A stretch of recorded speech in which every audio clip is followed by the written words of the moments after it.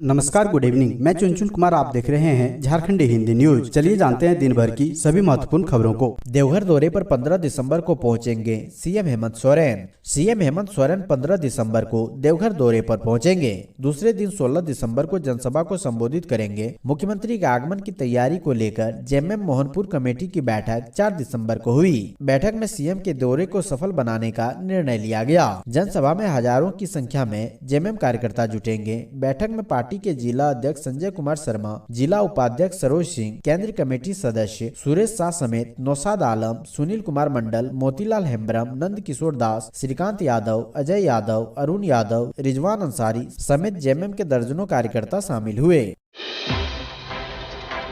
7 दिन के अंदर किसानों के बैंक खाते में ट्रांसफर होंगे 811 करोड़। आपको भी चाहिए लाभ, तो जानिए ये खबर। मौसम की अनिश्चितताओं के बीच खेती करना तो जैसे नई चुनौती बनती जा रही है। आए दिन मौसम बदलने से फसलों में नुकसान देखने को मिल रहा है। फसलें खेतों में ही बर्बाद हो जाती है, जिसका हर्जाना किसानों को भुगतना पड़ता है। इस घटनाओं से किसानों और फसलों को सुरक्षा कवच प्रदान करने के लिए पीएम फसल बीमा योजना चलाई जा रही है। इस साल कई राज्यों में फसल बीमा योजना के सहारे ही किसानों को फसल में नुकसान की भरपाई हो सकी है। अब झारखंड सरकार भी पीएम फसल बीमा योजना के तहत बीमित किसानों को 7 दिन के अंदर 811 करोड़ रुपए की राशि ट्रांसफर करने वाली है। मीडिया रिपोर्ट की माने तो पीएम फसल बीमा योजना का लाभ लेने वाले झारखंड के किसानों को अगले 7 दिन में बड़ी खुशखबरी मिलने वाली है। राज्य के किसानों को साल 2017 से 2020 तक लंबित पड़े फसल बीमा क्लेम का भुगतान सीधा बैंक खाते में ट्रांसफर किया जाएगा। इस मामले में झारखंड के कृषि मंत्री बादल पत्रलेख ने पीएम फसल बीमा योजना की सीईओ रितेश चौहान और बाकी इंश्योरेंस कंपनियों के प्रतिनिधियों के साथ भी बातचीत की है। सरकारी स्कूलों में अब पेंटिंग के जरिए बच्चों को शिक्षा से जोड़ने की कोशिश। बोकारो जिले में सरकारी स्कूलों की तस्वीर बदल रही है। अब पेंटिंग के जरिए बच्चों को शिक्षा से जोड़ने की कोशिश शुरू हुई है। स्कूल पहुंचने पर कुछ ही अलग एहसास होता है। स्कूल के बाहर और क्लासरूम में पढ़ाई आधारित पेंटिंग की जा रही है। पहले चरण में 40,000 स्कूलों में पेंटिंग की जाएगी। कुछ स्कूलों में पेंटिंग की जा चुकी है। उन्हीं स्कूलों में से एक है उत्कृमित उच्च विद्यालय सीबूटाण। इस स्कूल की पेंटिंग कर सूरत बदल दी गई है। स्कूल में 10 कमरे हैं। 1 से लेकर कक्षा 10 तक की पढ़ाई होती है। छात्र छात्राओं की संख्या 416 है। बच्चों का स्कूल आते ही पढ़ाई के प्रति जिज्ञासा और बढ़ जाती है। पेंटिंग में चित्र और फॉर्मूले हैं। टुंडी के फुलपहाड़ी गांव में आदिवासी दंपति की हत्या। पूर्वी टुंडी थाना क्षेत्र के रूपन पंचायत अंतर्गत फुलपहाड़ी गांव में सोमवार 5 दिसंबर को पति सुकुल मरांडी व उसकी पत्नी की हत्या कर दी गई। सुबह उसके पुत्र सुखलाल मरांडी ने घर के आंगन में शव को देखा। सकुल मरांडी ओझा गुनी का काम करता था। पुत्र के अनुसार गांव के ही अमीन मरांडी के साथ कई बार विवाद हो चुका था। एक दिन पहले भी उसका बैल अमीन के बाड़ी में घुसा था और भारी विवाद हुआ था। घटना की सूचना पाकर मौके पर पुलिस निरीक्षक सुधीर प्रसाद, सब इंस्पेक्टर लिखन हेम्ब्रम, वीर अभिमन्यु घटना स्थल पर पहुंचे और जांच में जुट गए हैं। पुलिस पूछताछ के लिए अमीन मरांडी, उसकी पत्नी मंगोली मरांडी एवं उसके छोटे पुत्र अनिल मरांडी उर्फ गुड्डू को थाना ले गई है। पुलिस ने दोनों शव पोस्टमार्टम के लिए धनबाद SNMMCH भेज दिया है। विनोद पांडे ने कहा, हेमंत सरकार का एकमात्र उद्देश्य राज्यवासियों की सेवा करना। झारखंड सरकार के दर्जा प्राप्त मंत्री तथा झारखंड मुक्ति मोर्चा के महासचिव विनोद पांडे लोहरदगा पहुंचे। लोहरदगा पहुंचने पर जेएमएम जिला समिति के द्वारा जिला अध्यक्ष मोजम्मिल अहमद के नेतृत्व में पार्टी महासचिव विनोद पांडे का भव्य स्वागत किया गया। जिला समिति के द्वारा बक्सी डिपा से मोटरसाइकिल रैली निकालकर विनोद पांडे को सर्किट हाउस तक लाया गया। इस दौरान कार्यकर्ताओं ने हेमंत सरकार जिंदाबाद, विनोद पांडे जिंदाबाद, जेएमएम जिंदाबाद के नारे लगाए। सर्किट हाउस पहुंचने पर पार्टी महासचिव विनोद पांडे ने जिला अध्यक्ष मोजम्मिल अहमद के साथ प्रेस कॉन्फ्रेंस करते हुए मीडिया को संबोधित किया। इस दौरान उन्होंने कहा कि चुनाव के दौरान झारखंड मुक्ति मोर्चा ने राज्यवासियों से जो वादा किया था वो हर वादे को मुख्यमंत्री हेमंत सोरेन के नेतृत्व में राज्य सरकार पूरा करेगी। उन्होंने कहा कि हेमंत सरकार के एकमात्र उद्देश्य राज्यवासियों की सेवा करना है। शिक्षा, स्वास्थ्य तथा रोजगार व बेहतर प्रशासन को लेकर राज्य सरकार गंभीर है। सरकार अपने चुनावी वायदों को प्राथमिकता के आधार पर लगातार पूरा कर रही है। इसी के तहत राज्य में 1932 का खतियान लागू करना राज्यवासियों को हेमंत सोरेन सरकार का बड़ा सौगात है।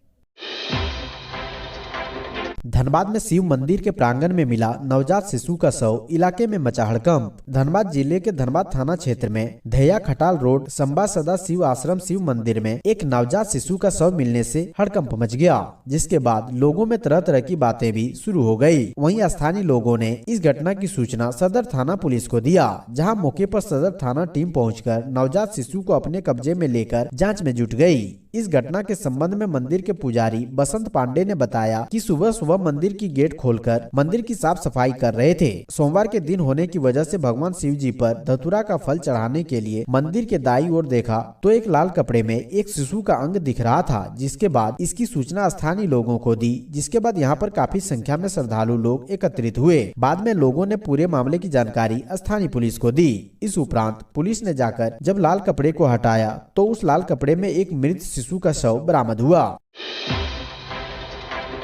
दुमका से दिल्ली के लिए जल्द ही चलेगी ट्रेन, ईस्टर्न रेलवे के महाप्रबंधक अरुण अरोड़ा ने दी जानकारी। दुमका रेलवे स्टेशन का रविवार को पूर्व रेलवे के महाप्रबंधक अरुण अरोड़ा ने निरीक्षण किया। इस दौरान उन्होंने कहा कि रेलवे प्रबंधन की नजर में दुमका काफी महत्वपूर्ण स्टेशन है। आने वाले दिनों में यहां से दिल्ली के अलावा अन्य महत्वपूर्ण शहरों के लिए ट्रेन की सुविधा बहाल होगी। यात्री सुविधाओं में वृद्धि की जाएगी, आधारभूत संरचनाओं को सुदृढ़ किया जाएगा, सुंदरीकरण तेजी से होगा। महाप्रबंधक ने कहा है कि झारखंड में सबसे अधिक खनन होता है। राज्य की अर्थव्यवस्था इसी पर टिकी हुई है। संथाल परगना के लिए गोड्डा से पिरपेत रेलखंड क्षेत्र के लिए लाइफलाइन होगा। दुमका रेलवे स्टेशन का निरीक्षण के बाद एक सवाल के जवाब में उन्होंने कहा कि कोयला रैक की वजह से होने वाले प्रदूषण को हर स्तर पर कम किया जाएगा। पाकुड़ में अवैध खनन करने वाले हो जाए सावधान, फिर चलेगा अभियान। पाकुड़ जिले में नियम कानून को अनदेखी कर पत्थर खनन और परिवहन कर रहे हैं तो सावधान हो जाएं। इसकी वजह है कि पाकुड़ जिला प्रशासन फिर अभियान चलाने को लेकर कार्य योजना तैयार किया है। पहले चरण में जिला टास्क फोर्स ने जिले के पत्थर व्यवसायियों के साथ बैठक की और नियम का पालन करते हुए खनन करने का निर्देश दिया है। अनुमंडल पदाधिकारी हरिवंश पंडित ने बताया, जिले में संचालित क्रशर और पत्थर खदान के मालिकों को अपने अपने यूनिट के पास पौधारोपण करने, पानी का छिड़काव करने, घेराबंदी, सीसीटीवी कैमरा लगाने, पंजी का संधारण करने, बिना माइनिंग का पत्थर सप्लाई नहीं करने का निर्देश दिया है। इस निर्देश को अगले 10 दिनों में पूरा करना है। उन्होंने कहा कि निर्धारित समय सीमा में निर्देश पूरा नहीं किया गया तो डीटीएफ की टीम में शामिल अधिकारी जांच करेंगे और विधिवत कार्रवाई की जाएगी। झारखंड के पश्चिमी सिंहभूम के चक्रधरपुर में चला अतिक्रमण हटाओ अभियान, सामान जब्त, जुर्माना वसूला। पोड़ाहाट अनुमंडल प्रशासन ने अतिक्रमण मुक्त बनाने के लिए 48 घंटे का अल्टीमेटम दिया गया था, जिसकी अवधि रविवार को समाप्त हो गई। रविवार को नगर परिषद के सिटी मैनेजर राहुल अभिषेक के नेतृत्व में अतिक्रमण हटाओ अभियान शुरू किया गया। यह अभियान नगर परिषद कार्यालय के समीप से शुरू किया गया। इसके बाद यह अभियान शहर में चलाया जा रहा है। अतिक्रमण हटाओ अभियान के दौरान अतिक्रमण कर दुकान चलाने वाले लोगों से 1000 से 5000 रुपए तक ऑन द स्पॉट जुर्माना वसूला जा रहा है। कुछ सामानों को जब्त भी किया जा रहा है।